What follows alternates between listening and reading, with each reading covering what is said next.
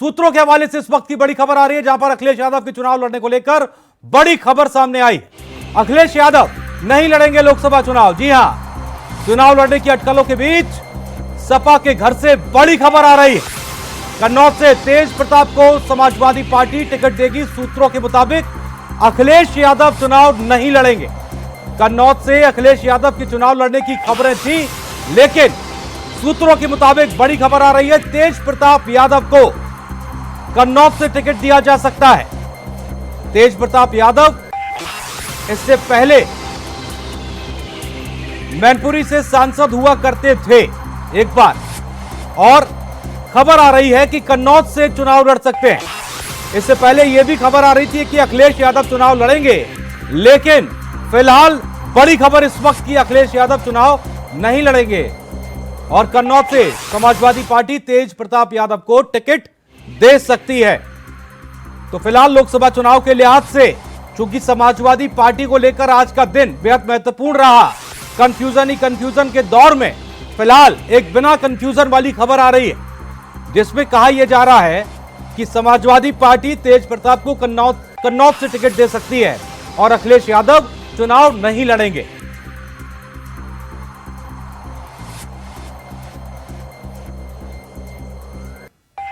और इस खबर पर ज्यादा जानकारी के साथ लखनऊ से मोहम्मद आसिफ हमारे साथ जुड़ गए। आसिफ, समाजवादी पार्टी के लिए आज का दिन बेहद अहम रहा, बहुत सारी कंफ्यूजन वाली खबरें आई, लेकिन फिलहाल एक बिना कंफ्यूजन वाली खबर, क्या खबर है बता दीजिए।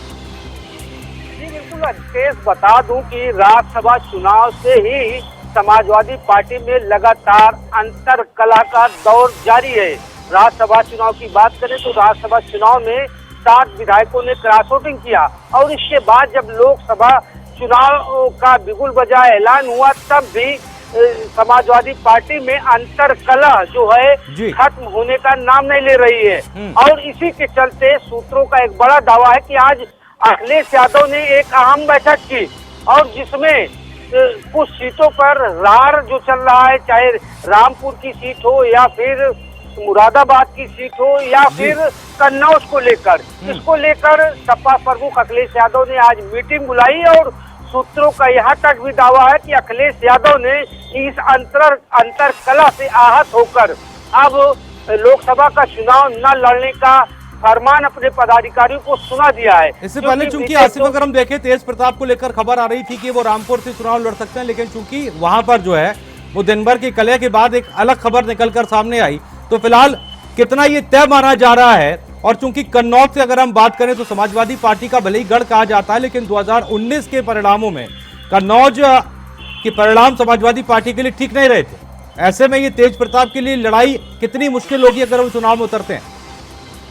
जी बिल्कुल बता दूं, अजतेश की जिस तरह से चुनावी रण बच चुका है और उसमें जो है अगर बात करें सपा प्रमुख अखिलेश यादव की, तो अखिलेश यादव आजम खान से सीतापुर जेल में मिलने गए थे और जहां पर आजम खान ने डिमांड रखी थी कि अखिलेश यादव रामपुर से चुनाव लड़े, लेकिन यहां पर रामपुर और मुरादाबाद सीट आजम खान की अच्छी पकड़ मानी जाती है सीटों पर और यही वजह रही कि सपा प्रमुख अखिलेश यादव यहां पहुंचे।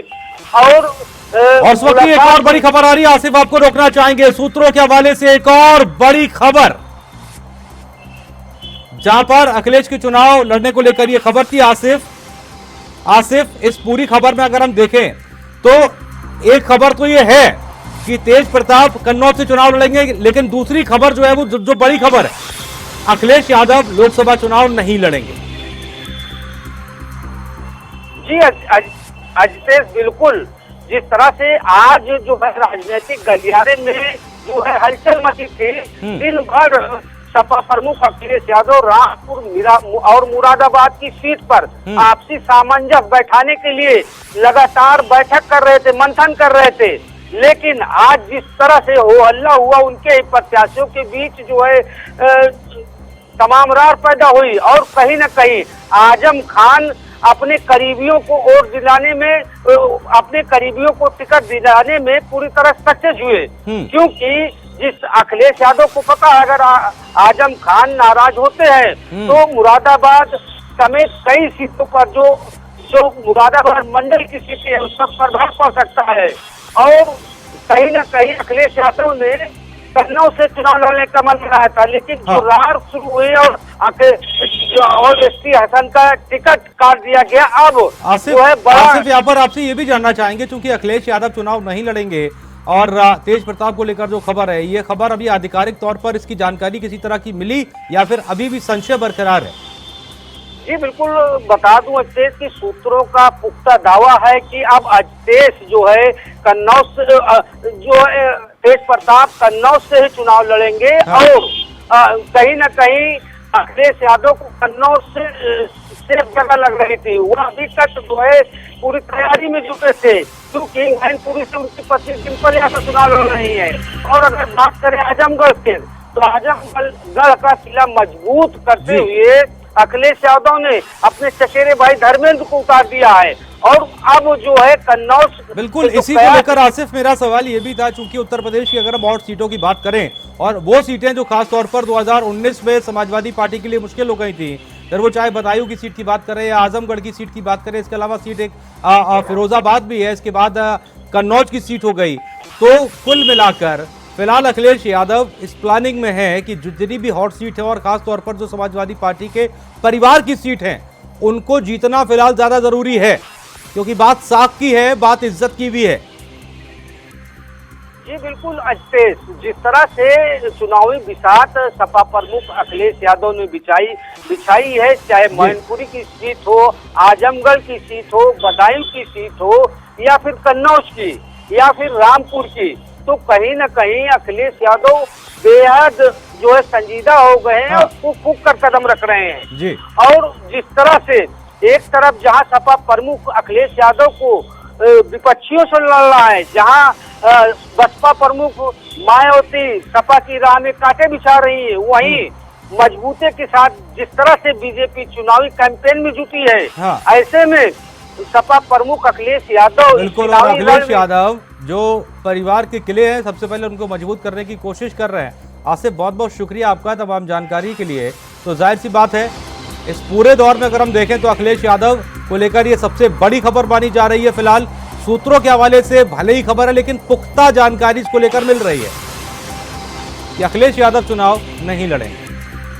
आज के आजम के आगे अखिलेश यादव का सरेंडर हुआ है। जी हाँ, मुरादाबाद से ही बड़ी खबर है, जहां पर आजम के सामने अखिलेश यादव का सरेंडर, एसटी हसन ने पार्टी का सिंबल जो है वो वापस कर दिया है। मुरादाबाद से अब समाजवादी पार्टी की प्रत्याशी होंगी रुचि वीरा। एसटी हसन अपना नामांकन वापस लेंगे। एसटी हसन ने नामांकन वापस लेने का ऐलान कर दिया है। तो दिन भर की कश्मकश के बाद आखिरकार विराम लगता हुआ नजर आ रहा है उन खबरों पर। लेकिन इसमें एक और महत्वपूर्ण बात जो इंडिया वॉइस आपको बता रहा है कि अखिलेश यादव ने आजम खान के आगे सरेंडर कर दिया है। दो प्रत्याशी मैदान में थे, एक आजम खान की तरफ से रुचि वीरा और अखिलेश यादव की तरफ से एसटी हसन।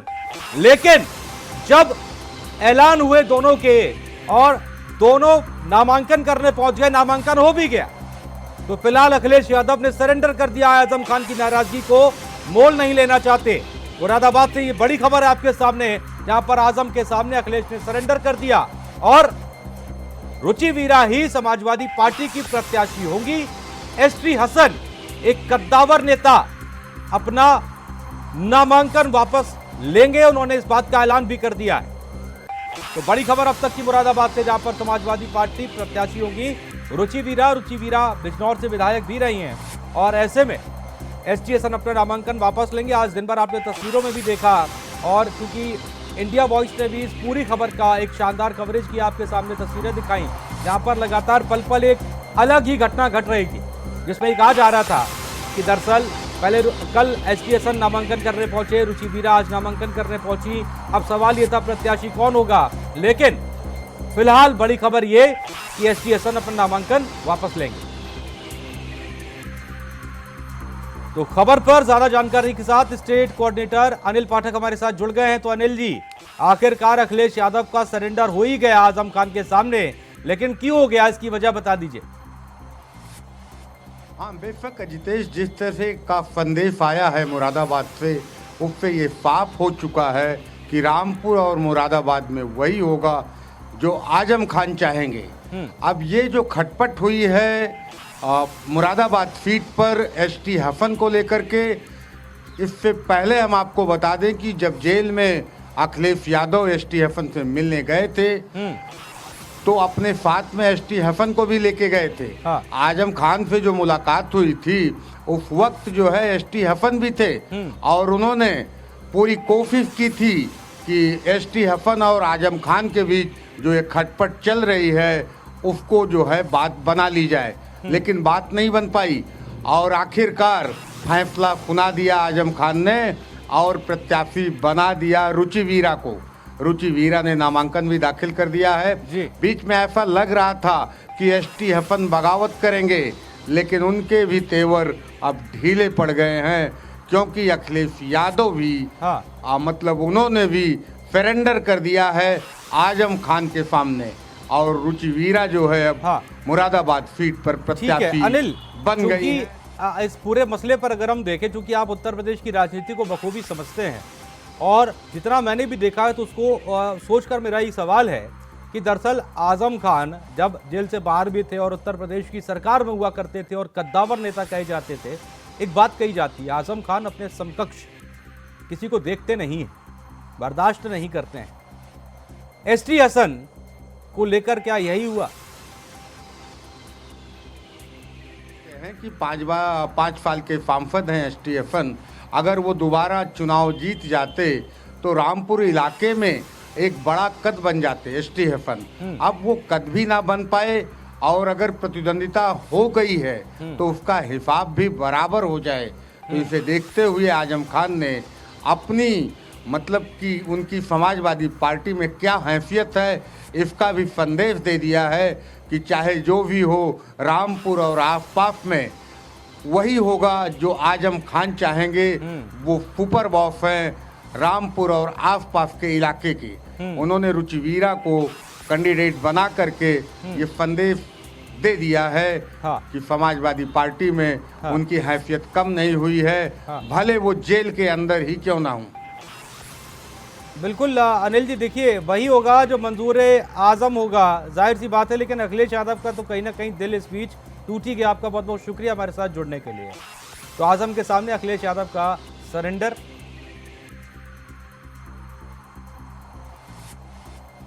और वहीं सीधा रुख करते हैं गाजियाबाद का, जहां पर मुख्यमंत्री योगी आदित्यनाथ आए हुए हैं। क्या कुछ कह रहे हैं, सुनते हैं।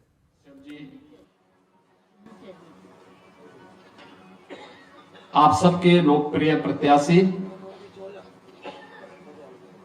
लोकप्रिय विधायक चतुल गर्ग जी, अजीत पाल त्यागी जी, नंद किशोर गुर्जर जी, धर्मेश तोमर जी, एमएलसी दिनेश गोयल जी,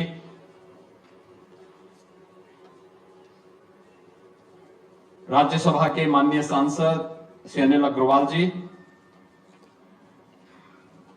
महापौर श्रीमती सुनीता दयाल जी, आज के इस कार्यक्रम में उपस्थित महानगर के अध्यक्ष संजीव शर्मा जी, जिलाध्यक्ष सतपाल प्रधान जी, नरेश तोमर जी, अजय शर्मा जी, विजय शुक्ला जी और समाज का ये सभी नेतृत्व वर्ग जो अलग अलग क्षेत्र को, अलग अलग सेक्टर को प्रतिनिधित्व करता है, उपस्थित बहनों और भाइयों, मैं आज प्रातः काल से ही चला हूं, गोरखपुर से आगरा, आगरा से मथुरा, मथुरा से मेरठ और मेरठ से अब गाजियाबाद में आया हूं और मुझे अच्छा लगा आपने जिस उत्साह के साथ मेरा स्वागत किया। इसलिए लगभग 2 घंटे से आप सब अपनी व्यस्तता में से समय निकाल करके आज यहां पर आए हैं, लोकतंत्र के इस उत्सव में सहभागी बनने के लिए उपस्थित हुए हैं। मैं सचमुच आपका हृदय से अभिनंदन करता हूं, आपका स्वागत करता हूं। आपने आज के लिए जो समय निकाला है, ऐसा ही समय मतदान के दिन भी निकालना है और यही अपील करने के लिए मैं आया हूं। न केवल निकालना है बल्कि औरों को प्रेरित भी करना है। क्योंकि लोकतंत्र के प्रति हमारी ये सबसे बड़ी निष्ठा होगी और लोकतंत्र के प्रति हमारी सबसे बड़ी प्रतिबद्धता का एक प्रमाण भी होगा। आपका ये वोट कितना कीमती हो सकता है, ये आपने कल और परसों महसूस किया होगा।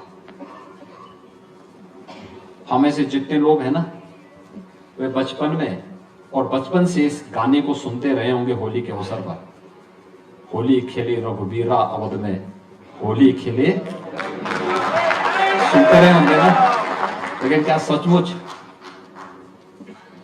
पिछले 500 वर्षों से रामलला ने होली खेली थी क्या अवध में? आपके एक वोट ने वो साबित कर दिया कि नहीं, रामलला अपने अवध में होली खेली।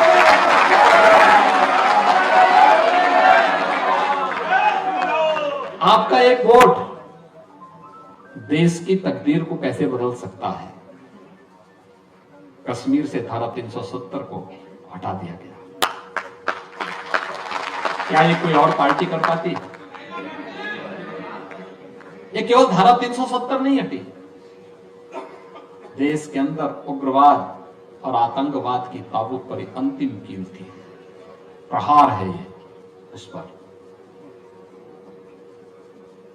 भारत के अंदर अब आतंकवाद के लिए कोई जगह नहीं, एक संदेश भी है।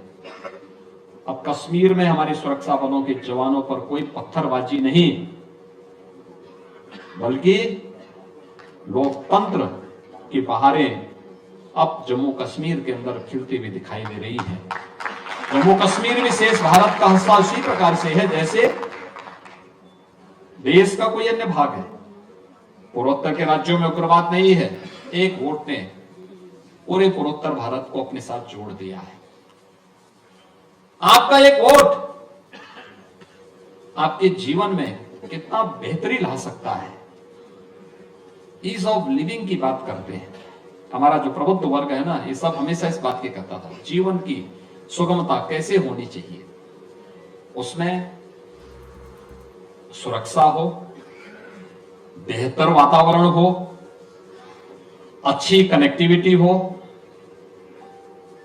स्वास्थ्य के लिए, शिक्षा के लिए उस प्रकार के अवसर हो, व्यापार के लिए अनुकूल माहौल हो। क्या सचमुच 2014 के पहले देश के अंदर और 2017 के पहले क्या उत्तर प्रदेश के अंदर इस प्रकार का माहौल था क्या? नहीं था। यही गाजियाबाद है। 1998 से मैं सांसद था। गाजियाबाद आने में हम लोग एक बार हिचकते थे, दो कारणों से। एक, गाजियाबाद अपराध के लिए और दूसरा गाजियाबाद गंदगी के लिए। ये दो के लिए बहुत वैसा था, इस प्रकार की अव्यवस्था थी। और आज गाजियाबाद स्मार्ट सिटी में नंबर बनाता है। गाजियाबाद पुलिस कमिश्नरेट का, पुलिस रिफॉर्म का सबसे अच्छा उदाहरण बनता जा रहा है। एक गाजियाबाद की पहचान बन गई, सुरक्षा का बेहतर माहौल। अभी मैं यहाँ पे रियल एस्टेट से जुड़े हुए लोगों का परिचय ले रहा था। यानी वर्षों से जिन लोगों को मकान नहीं मिल पाए थे, आज गाजियाबाद में संभव हो पाया है कि उन बायर्स को बिल्डर समय पे मकान दे रहे हैं और बेहतर तरीके से दे रहे हैं। क्या चेहरे पे चमक है उन लोगों की, जिन लोगों को वर्षों के बाद अपना आवास मिला है। ये केवल बिल्डर की गलती नहीं थी, सरकार की अकर्मण्यता भी थी, जो निर्णय नहीं ले पा रही थी। सरकार ने निर्णय लेना प्रारंभ किया, एक साथ दोनों के साथ संवाद बनवाया। आज परिणाम क्या है? बिल्डर बायर की समस्या का समाधान अंतिम निष्कर्ष पर पहुंच रहा है। लाखों लोगों को उसका आवास मिल रहा है। लाखों लोगों का मतलब, लाखों परिवारों का मतलब, लाखों लोग उससे लाभान्वित होंगे। उनका ईज ऑफ लिविंग उनके लिए वही है, एक आवास, सिर ढकने के लिए, किराए पे नहीं रहना पड़ेगा, अपने स्वयं के मकान पर रहना पड़ेगा, एक स्वावलंबन का माहौल उसके घर के लिए। यह अवसर कैसे? एक वोट ने बदला है। पहले दंगे होते थे, आज दंगा नहीं है। दंगों के कारण कर्फ्यू लगता था, आज कर्फ्यू नहीं है। आज तो कावड़ यात्रा निकल रही शानदार तरीके से। पहले कावड़ यात्रा इसलिए नहीं निकलती थी कि कुछ लोगों को कष्ट होगा, कुछ लोगों को कष्ट होगा। हमने कहा कि भी देखो, हम किसी को कष्ट पहुंचाने के लिए नहीं आए हैं, हम तो समाज को संतुष्ट करने के लिए आए हैं। और समाज की संतुष्टि यह है कि आस्था का सम्मान होना चाहिए, भारत की सनातन आस्था का सम्मान होना चाहिए, और आस्था का सम्मान कावड़ यात्रा से होगी। हमारा सनातन धर्मावलंबी किसी को छेड़ता नहीं है, शांतिपूर्ण तरीके से, सौहार्दपूर्ण तरीके से जीवन यापन करना चाहता है। कावड़ यात्रा का जब निर्णय था, बहुत कठिन निर्णय था, क्योंकि इससे पहले बैन था, कोई राज्य नहीं निकालने दे रहा था, और ये सब चीजें तय थी पहले से, एक लिखित डॉक्यूमेंट बना हुआ था, उसके अनुसार सब लोग उसको केवल लागू करते थे। हमने कहा भी क्या है, क्या बैठक हुई? उन्होंने कहा सब बैठक हो गई। अरे हमने कहा हुआ क्या, क्या होता है? हुआ कहा सब कावड़ यात्रा नहीं निकल पाएगा। तो मैंने कहा फिर हम लोग क्या यहाँ ताली बजाने के लिए आए हैं क्या?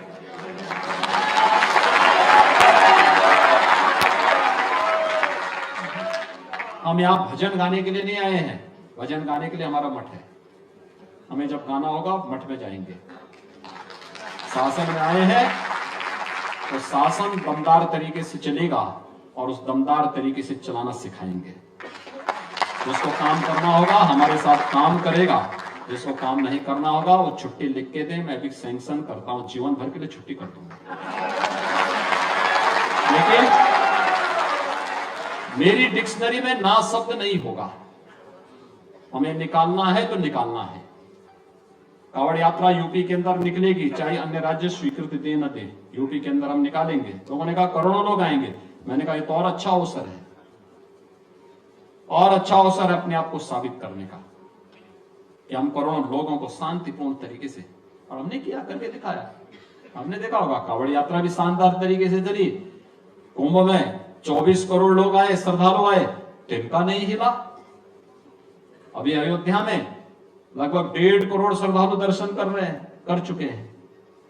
कितना शांतिपूर्ण तरीके से दर्शन चल रहा है। जो जा रहा है नई अयोध्या में अयुबोध तो हो ही रहा होगा ना, और उसको लग रहा है ना ये अयोध्या है। एक वोट ने ये चेंज लाया है। बहनों और भाइयों, आज वही कहने के लिए मैं आया हूं कि सबसे पहला काम, आप सभी लोग समाज का नेतृत्व करते हैं, समाज को अपने अपने सेक्टर में नेतृत्व प्रदान करते हैं। आपकी जिम्मेदारी बनती है लोगों को लोकतंत्र के प्रति जागरूक करके वोट डालने के लिए प्रेरित, स्वयं भी हो और लोगों को करें भी। बहस नहीं, वोट, उसकी कीमत, और उसके लिए अपने आप को तैयार करना। दूसरा जो चेंज आया है पूरे देश के अंदर, यह एक करिश्माई व्यक्तित्व के कारण, और वह नाम है देश के यशस्वी प्रधानमंत्री श्री नरेंद्र मोदी जी। मोदी जी के कारण दुनिया के अंदर भारत के पासपोर्ट की कीमत बढ़ी। मोदी जी के कारण देश की सीमाएं सुरक्षित हुई। मोदी जी के कारण आंतरिक सुरक्षा की स्थिति बेहतर हुई। मोदी जी के कारण आधुनिक इंफ्रास्ट्रक्चर, रैपिड रेल, ये 12 लेन का express highway, airport, air connectivity. आप तो देखो हिंडन में भी एयरपोर्ट और जेवर में भी भारत का सबसे बड़ा एयरपोर्ट गाजियाबाद के नजदीकी बन रहा है। हम मेट्रो की कनेक्टिविटी दे रहे हैं वहां पे, रैपिड रेल से और मेट्रो से कनेक्ट कर रहे हैं गाजियाबाद को वहां से। तो आपके तो हर हाथ में लड्डू ही लड्डू है। पहले कोई गाजियाबाद आना नहीं चाहता था, आज कोई गाजियाबाद छोड़ना नहीं चाहता। ये अंतर है।